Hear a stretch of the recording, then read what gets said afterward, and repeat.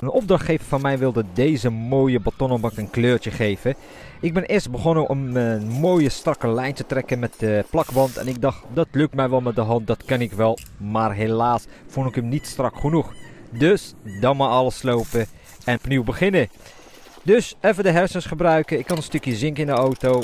Daar heb ik een kleine hoekje van uitgeknipt. En zo kon ik dus mooie strakke lijntjes trekken. En die kon ik volgen met mijn plakband. Het afplakken ging ook zo een stuk relaxer en sneller. Een dag daarvoor had ik deze mooie bank goed met de hoge drukspuit gespoten. En er moesten nog wat kleine dingetjes. Die heb ik dus mooi even goed geschuurd. Voordat ik hem heb geschilderd heb ik hem eerst gefixeerd met primer. En toen was het tijd voor een bakje koffie. En jawel, je moet goed voor jezelf zorgen.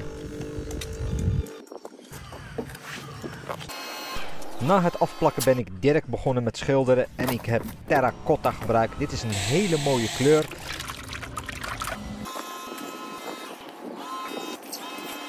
Ik heb, de bankje heb ik 2 keer gesausd of geschilderd, noem ik het maar.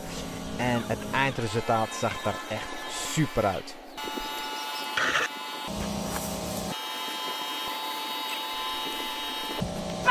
Vind je deze video leuk? Geef een dikke duim omhoog en vergeet niet mij te volgen. Bedankt voor het kijken en tot de volgende keer. Bye!